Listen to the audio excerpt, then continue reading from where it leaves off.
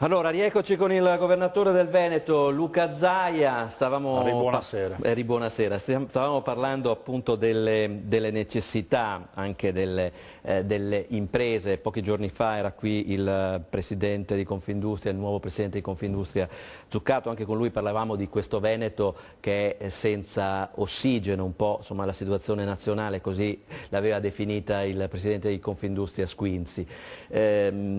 6 mesi di tempo, riusciremo, visto che insomma, dicono che tra 6 mesi potrebbe esserci un lumicino di ripresa, ce la faremo a resistere 6 mesi? Guardi, innanzitutto io spero che la luce in fondo al tunnel non sia il treno, perché questo è un grave pericolo. Abbiamo necessità di un governo, come le dicevo prima, e si tenti in tutte le maniere di fare un governo, altrimenti si va dal voto. Però c'è l'obbligo morale, etico e l'impegno civile di tentare di fare un governo. Altrimenti si va dal voto. E noi abbiamo degli indicatori che sono chiari. Le aziende che hanno internazionalizzato, cioè hanno un mercato non domestico, non italiano, si salvano. Però abbiamo l'obbligo di dare una risposta a tutte quelle imprese che non è che c'è l'artigiano, l'idraulico, il meccanico può internazionalizzare la sua impresa. Noi dobbiamo anche garantire che ci sia un livello di produzione anche qui locale. Abbiamo 600.000 partite IVA. Quest'anno se ne sono andate, sto parlando del 2012, 700 imprese dal Veneto, perdendo più o meno 13.000 posti di lavoro, che vanno poi a dare una somma totale di 165.000 posti persi. E io penso che gli strumenti per risolvere il problema ci siano, però bisogna lasciare il timone in mano a timonieri seri e veri. Ne conosce qualcuno? Beh, basterebbe pensare a gente dei nostri territori. Guardi, qui non è un problema di essere dei premi Nobel. Cioè metterebbe al governo dei leader dell'economia, dei capitani di industria? Io ci metterei anche un artigiano al governo, ci metterei un operaio, perché chi lavora sa benissimo... Sta facendo un po' il grillino, visto che Grillo aveva detto al ministro dell'economia metterei una mamma di 5 figli. Non sto facendo il grillino, sto semplicemente dicendo che quando uno legge una norma, penso alle norme fiscali, capisce che chi l'ha scritta non sa cosa vuol dire processo produttivo. Intervistate qualche volta i nostri commercialisti, vi spiegano che ormai loro dedicano le loro giornate a cercare le sentenze per trovare soluzioni per i nostri imprenditori, ma stiamo parlando di imprese. Quindi lei vedrebbe bene, insomma, Presidente del Consiglio, uno che ne mastichi di queste questioni, più che un politico? Assolutamente sì, nel senso che si scelga pure un politico, però è importante che le norme, i regolamenti vengano comunque affrontati da tavoli dove ci siano persone titolate a farlo. E spesso noi in questo paese cerchiamo sempre i grandi titolati da titoli di studio, premi Nobel o quant'altro, ma poi la gente che lavora che sa quali sono i problemi. È la gente che lavora che oggi ci dice attenzione che così non può più andare. Guardi, noi in regione quando scriviamo una legge chiamiamo chi lavora, li mettiamo attorno a un tavolo, spesso litigano, spesso non trovano l'accordo tra di loro, ma tentiamo di fargliela scrivere a loro la legge. Ed è un metodo che io utilizzavo anche al Ministero dell'Agricoltura, è l'unico metodo che funziona. Cioè i funzionari sono con la testa da altre parti. Chi ha i calli sulle mani sa benissimo qual è il problema e quale potrebbe essere la soluzione. Poi aveva necessità di un supporto tecnico, elevato, culturale da parte di chi ne sa tutto, no? Sa le norme, conosce i codici civili e le leggi a memoria, ma c'è comunque, se non fosse così, senta, vorrebbe dire che tutti quelli che fanno fortuna debbano avere le lauree con 110 lode, invece non è così, perché poi c'è l'intuizione, la creatività. Non è che un grande artista deve essere laureato da Bocconi, ci sono dei grandi artisti che non sono magari mai andati a scuola. Certo. Quindi c'è un'intelligenza nativa nelle persone che va sfruttata. Senta, lei ha detto bisogna fare un governo subito oppure si vada alle elezioni. Il problema principale è di tornare al voto ma con una legge elettorale diversa, perché sennò in questa situazione ci ritroviamo tra pochi mesi così nell'impasse. Ma guardi, vengano in Veneto se loro decidessero di applicare tutto quello che si sta applicando in Veneto avremmo 2 punti. Prima, applicando il costo della spesa pubblica veneta, avremo un risparmio nazionale, applicandolo a tutta l'Italia, di 30 miliardi di euro. Cioè qui stiamo discutendo di 4 miliardi di IMU, quando sappiamo che se il Sud avesse i nostri costi di pubblica amministrazione del Veneto, dei nostri ospedali, delle nostre siringhe, dei nostri pasti in ospedale, delle nostre strade, eccetera, avremmo un risparmio di 30 miliardi. Che sono 60.000 miliardi di vecchie lire, cioè una super manovra. Pensi che è più di 1/3 dell'interesse sul debito pubblico. semplicemente essendo bravi amministratori come in Veneto. Dopo, se volessimo fare qualcosa di più, potremmo anche dire che il Veneto potrebbe portare come dote le riforme. In Veneto, lo dico ai veneti che spesso si chiedono ma la legge elettorale, in Veneto esiste già la legge elettorale, noi l'abbiamo fatta. Noi ci eravamo impegnati con me 2 anni fa, mi ascoltino bene i veneti, 2 anni fa abbiamo cancellato la legge anche qui in Veneto che dava la quota di rappresentanti scelti dai partiti senza essere votati, non c'è più. Nel 2015 si andrà a votare, noi veneti voteremo e sceglieremo tutti i nostri rappresentanti.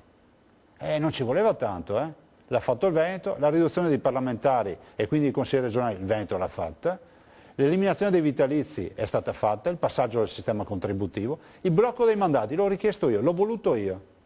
In Veneto è passata una legge che impone a 2 il numero massimo di mandati che il Presidente o gli assessori possono fare. A me sembra che noi non abbiamo nulla da imparare da Roma, forse abbiamo molto da insegnare a Roma. E non serviva Grillo o chi altri perché del resto Grillo non ha mai citato come esempio negativo il Veneto, sapeva di non poterlo fare.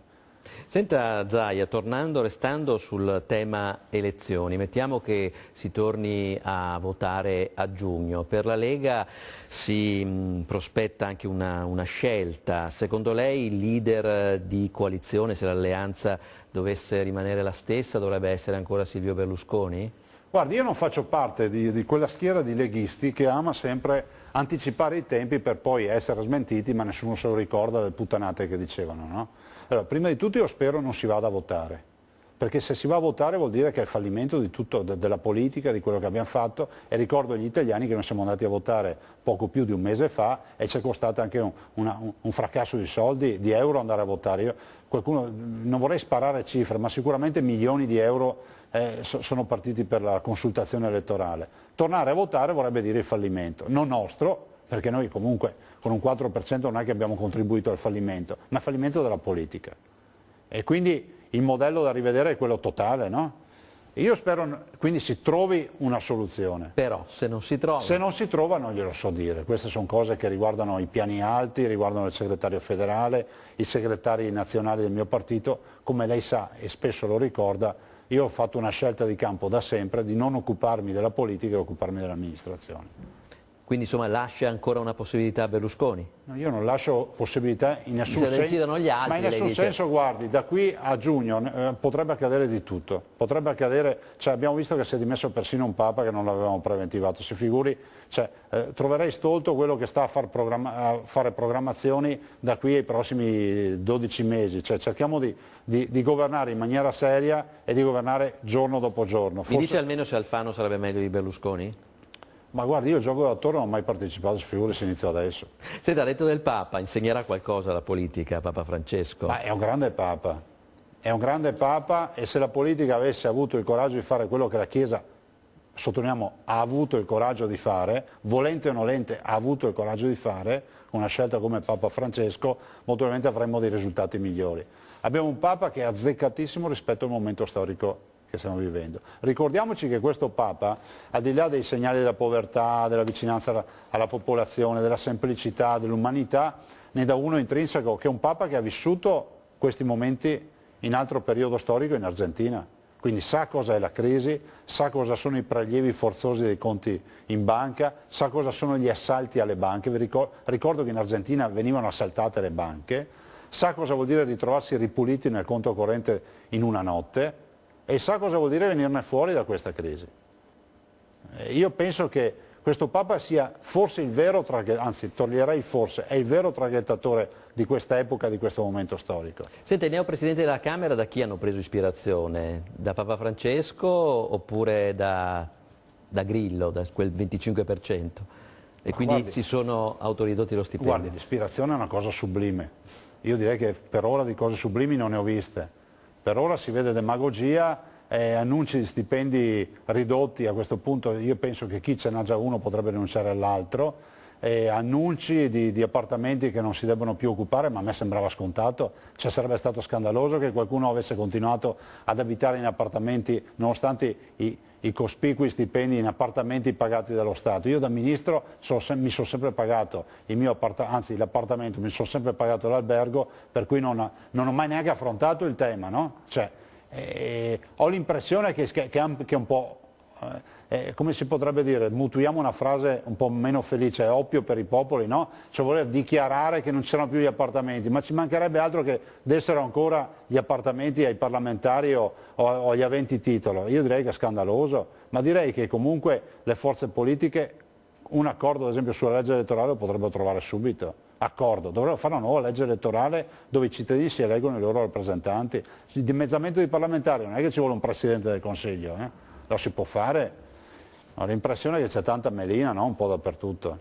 Senta Presidente, velocemente prima di andare in pubblicità e prima di iniziare ad affrontare il tema tempesta sulla Lega, che poi lei mi dirà se è più o meno forte. Se fosse rimasto a Roma in questi anni, sarebbe più arrabbiato di quello che è adesso? Ma guardi, io non ci sono rimasto a Roma perché ho scelto di andare via, in tempi non sospetti, quando tutti gli esperti di pronostici, cioè i grandi esperti dicevano che io sbagliavo. No, cioè io ho fatto bene, mi sono venuto in Veneto a occuparmi delle vicende dei Veneti. In un momento non facile, perché qui non è che fai l'imperatore. Alluvione, terremoto, crisi economica, 165.000 disoccupati, problemi di tutti i tipi, le banche che non danno più soldi alle nostre imprese, disoccupazione, tutto quello che sappiamo. Però è una sfida, se uno non lo fa per la sua terra, quindi è arrabbiato. A me spiace per gli agricoltori, le dico la verità. Gli agricoltori rappresentano veramente una punta di diamante nell'economia nazionale e oggi sono veramente trattati male. Senta, il suo slogan, se non sbaglio, era prima il Veneto, questo accadeva circa 3 anni fa, più o meno. Se oggi dovesse fare la campagna elettorale, come lo cambierebbe quello prima slogan? Il Veneto. Sempre? Sì, assolutamente. Nonostante la crisi? Diventa veramente il faro, perché comunque la grande condizione che ci differenzia è quella di mettere al primo posto i nostri veneti, che sono i veneti di origine veneta, che sono i veneti con un altro colore di pelle, ma che sono i cittadini del nostro territorio.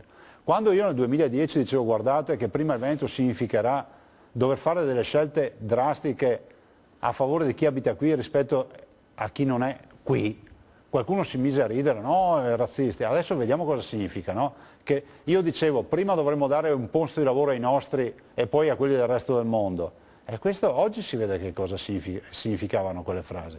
Ma ricordo che già nel 2010, già 2 anni prima era crollata la Lehman Brothers, c'erano già state le prime crisi sul mercato, il 2009 è stato un anno terribile, ma molto probabilmente qualcuno si distraeva guardando da qualche altra parte.